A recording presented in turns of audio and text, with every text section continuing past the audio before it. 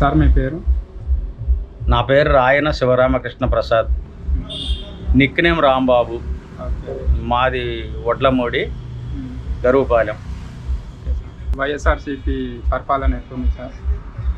వైఎస్ఆర్సీపీ పరిపాలన వచ్చిన మొదటి సంవత్సరం మేము ఒక 30 years 25 years చేస్తారు, ప్రభుత్వం ఫామ్ చేస్తారు అనేది అనుకున్నాం. కానీ ఈ రోజున ఆయన 3 సంవత్సరాలు దాటిన తర్వాత ఆయన పరిపాలనలో రాక్షసత్వం, నిరంకుశత్వం, ఆయన అనేక రకాల ఎదురు వాళ్ళని ఇబ్బంది పెట్టడం, ఎదరు రాజకీయ నాయకులను ఇబ్బంది పెట్టడం, జనాల్లో పథకాలు అనేది ఇస్తూ ఉన్నారు కానీ మిగతా సమస్యలన్నీ కూడా చాలా జటిలంగా మారిపోవటం, కరెంటు బిల్లులు చాలా విపరీతంగా పెంచేయటం, ఇలాంటి సమస్యలన్నీ ఇచ్చేసి ఆఖరికి చంద్రబాబు నాయుడిని కంప్లీట్గా జైల్లో వేయటం అనేది చిన్న వాళ్ళని వేసినప్పుడు కార్యకర్త అనేవాడు ఎవరు బాధపడలేదు. చిన్న వాళ్ళని వేసినాక దాని పేరు అసలు ఆయన్నే తీసుకెళ్ళి వేసిన తర్వాత ఒక 75 ఏళ్ల పెద్ద ఆయన్ని తీసుకెళ్ళి లోపలేసిన తర్వాత ప్రతి కార్యకర్తలో కూడా అది ఒక రకమైన ఫీలింగ్ అనమాట.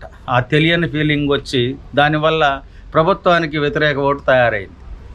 ఆ రోజు నుంచి విపరీతంగా ఈ తెలుగుదేశం ప్రభుత్వాన్ని కొద్దిగా ఇచ్చేయటం, ఆయన ఫ్యాక్షనిజాన్ని మనం బయటపడేశారు అనేది ఆ రోజు వరకు చాలా తక్కువగా తీసుకున్నారు. అక్కడి నుంచి చాలా ఎక్కువగా తీసుకొని చంద్రబాబు నాయుడిని జైల్లో వేయటం అనేది మన ఈయనకి అనవసరమైన శాపనార్థాలు. ఆయన ఓడిపోతున్నాడు, త్వరలో ఓడిపోవటానికి కూడా అది కారణం అవుతుంది కంప్లీట్గా. పథకాలు అనేక పథకాలు పెట్టినాయి, ప్రజల్లోకి వెళ్ళినాయి. ప్రజల్లోకి 90% ప్రజల్లోకి వచ్చినాయి. 10% రాకపోవటానికి కారణం ఏంటంటే 300 దాటిన కారున్న యూనిట్లు, అంటే కరెంటు యూనిట్లు 300 దాటినా, లేకపోతే ఈ కారు ఉన్నా, లేకపోతే ఇంకా ఏదన్నా ఎవడికో పడి అమ్మఒడి అన్నీ కూడా 300 యూనిట్లు దాటిన కరెంటు బిల్లు వాళ్ళకి మాత్రం ఎట్టి పరిస్థితుల్లో 10 మందికి అందల 190 మంది పథకాలు అయితే అందినాయి. పథకాలే ప్రాణము అని అనుకునే పేదవాడు ఉన్నాడు. కానీ ఈ రోజున మధ్యతరగతి నుంచి పైన ఉన్న వాళ్ళు ఎవరు కూడా ఈ పథకాలను దృష్టిలోకి తీసుకోవటం లేదు. ఎందుకంటే వాళ్ళకి వచ్చేది 1వ వారం మొత్తంగా రావు. ఈ 1వ వారం దృష్టిలో పెట్టుకొని కరెంటు బిల్లులు, తర్వాత ఈ ఫ్యాక్షనిజము, తర్వాత ఈ కార్యకర్తలకి అసలు గుర్తింపు లేకుండా పోయింది ప్రభుత్వంలో. నేను పక్కా వైసీపీ క్యాండిడేట్ని యాక్చువల్గా. నేను చాలా పొన్నూరు నియోజకవర్గం మాది. పొన్నూరు నియోజకవర్గంలో కిలారి వెంకటరావు గారితో చాలా సాన్నిహిత్యం చేశాను. కానీ ఈ రోజున నేను కూడా దానిలో నుంచి బయటకు రావడం జరిగింది. దానిలో నుంచి బయటకు వచ్చేసాం. కార్యకర్తగా అనేవాడికి విలువ లేదు. నేను కనీసం 5-6 లక్షల రూపాయలు ఖర్చు పెట్టుకున్నా ఆ పార్టీ కోసం. కానీ తర్వాత అసలు పలకరింపే దిక్కు లేదు.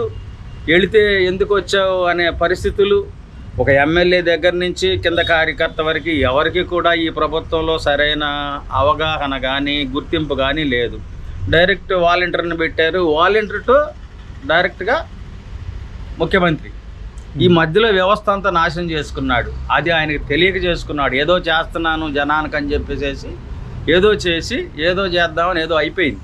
చివరికి ఏంటంటే ఆయన బతుకు దగ్గర పడింది. 3 రాజధానులు అన్నారు కదా, మరి దాని గురించి అభిప్రాయం చెప్పండి. 3 రాజధానులు అనేది కేవలం ఫ్యాక్షనిజం టైప్లో మాట్లాడిన మాట మాత్రమే. నేను ఆ పార్టీలో ఉండి కూడా ఫస్ట్ రోజు కూడా బాధపడ్డాను. ఇక్కడ లోకల్ అనేది పక్కన పెడదాం. అసలు మేము లోకల్ రాజధానికి అయినా కూడా రాజధాని మొదటిసారిగా ఆయన 33,000 ఎకరాలను సేకరించి ఏదో నానా తంటాలు పడితే తప్ప సుమారు 15 గ్రామాలని ఒకటిగా చేసి ఆ గ్రామాలన్నిటిల్లో మన రాజధాని తయారు చేసి మనం అన్నిటికీ దగ్గరగా అందరికీ సమానంగా ఉంటుంది అని 2 టౌన్లకు మధ్య, విజయవాడ గుంటూరుకు మధ్య చాలా మధ్యలో మనం తయారు చేసిన సిటీ, ఈ 2 సిటీలు కలిపితే హైదరాబాదును మించిపోయిద్దని చంద్రబాబు నాయుడు తీసుకున్న నిర్ణయాన్ని ఎట్టి పరిస్థితుల్లో ఆయన తీసుకున్నది మనం చేయకూడదనే కేవలమైన ఒకే ఒక సదుద్దేశం పెట్టుకొని, మనసులో పెట్టుకొని, దురుద్దేశం పెట్టుకొని దాన్ని 3 రాజధానులు అని నటనాడాడు. 3 రాజధానులు అంటే ఆయన ఏదో నా చేతిలోనే ఉంది మొత్తం అనేది ఆయనకి ఈ రోజుకి ఉంది. ఈ రోజుకి 20 మంది రన్నింగ్లో ఉన్న ఎంపీలు అవనివ్వండి, ఎమ్మెల్యేలు అవనివ్వండి, ఈరోజు బయటకు వెళ్ళిపోయారు. నీ నియంకృత పాలన, నియంకుశత్వం, అంత దరిద్రంగా పరిపాలించేవాడు ఎవడు ఉండడు. ఎంత పేరు తెచ్చుకున్నావో, 1 yearలో ఎంత ముందుకెళ్తామనుకున్నామో, 5 ఏళ్ళు తిరక్క ముందు ఒక తెలుగుదేశం ప్రభుత్వంలో ఉన్న క్యాండిడేట్లు కూడా వీడి దెబ్బకి మనం తట్టుకోలేము, ఎంపీటీసీలు జెడ్పీటీసీలు జరిగే టైంలో అసలు వద్దు ఎలక్షన్ అన్నాడు చంద్రబాబు నాయుడు. అలాంటి టైంను కూడా మించి 5వ సంవత్సరం వచ్చేసరికి ప్లేట్ తిరగబడింది అని అంటే కేవలం అతను స్వయంకృత అపరాధం. అంటే మనం చెప్పదగ్గ వ్యక్తులం కాదు, కానీ మీరు అడిగారు కాబా నాకు దోచింది నేను చెప్తా ఉన్నా.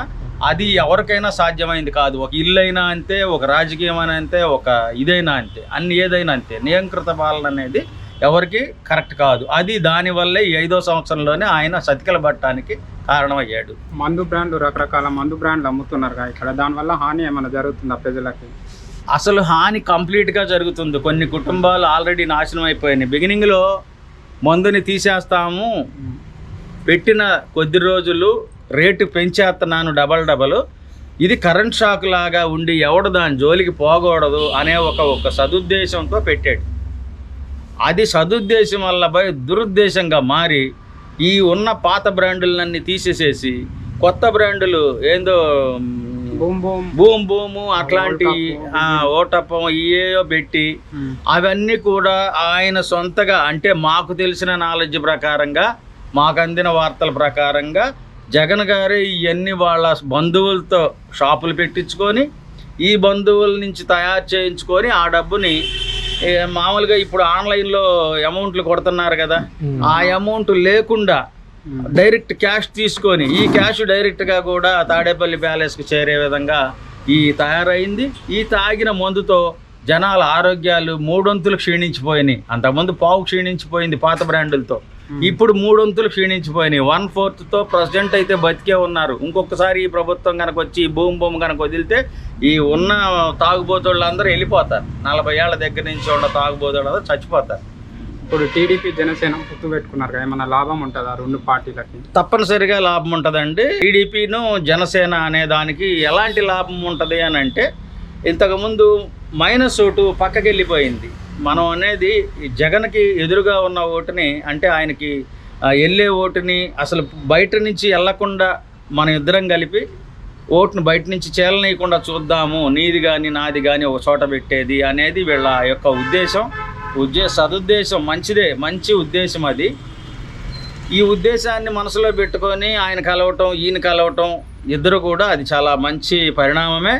తర్వాత బీజేపీ కూడా ఏదో కలుస్తుందని చెప్తున్నారు. బీజేపీ కూడా కలిస్తే ఇంకా చాలా మంచి పరిణామంగా మనం భావించవచ్చు. ఎలాగూ అని అంటే బీజేపీ అనేది నెక్స్ట్ టైం కూడా బీజేపీ ఫామ్ చేయడానికి ఒక అవకాశం ఉంది. ఆ బీజేపీ ఫామ్ చేయాలి, రేపు ప్రభుత్వానికి అండగా ఉండాలని అంటే పైన నాయకుడు మనోడయ్యే ఉండాలి. ఇక్కడ ఒక నాయకుడు, అక్కడ ఒక నాయకుడు ఉంటే మళ్ళీ మన ఆంధ్రప్రదేశ్కి ఎదుగుదల ఉండదు. కాబట్టి బీజేపీని కూడా సానుకూలంగా తీసుకోవడానికి వీళ్ళు ప్రయత్నం చేస్తున్నమాట చాలా చాలా గొప్ప విషయం. పవన్ వల్ల ఇవాళ మనకి సీట్లు కనీసంగా ఆయన సపరేట్గా వేస్తే పవన్కి ఏమీ సాధించలేడు. కానీ పవన్ వచ్చి ఇక్కడ చేరినందువల్ల ఏమవుతుందంటే వీళ్ళకి ఒక 80-90 సీట్లు వచ్చి గెలుస్తారు. మామూలుగా తెలుగుదేశం డైరెక్ట్గా వేస్తే ఆయన వల్ల ఒక 20 సీట్లు కలుస్తాయి. అంటే ఓటింగ్ అనేది ఎక్కడికక్కడ ఈయనకి ప్లస్ అవుతుంది తెలుగుదేశానికి. 2000 ఓట్లతో పోయే తెలుగుదేశం సీటు ఆయన 3000 ఓట్లతో, ఈయన 1000 ఓట్లతో బయటకు వస్తారు. ఆ విధంగా పొత్తు అనేది కరెక్టేనండి, అది చాలా మంచి పద్ధతి కూడా.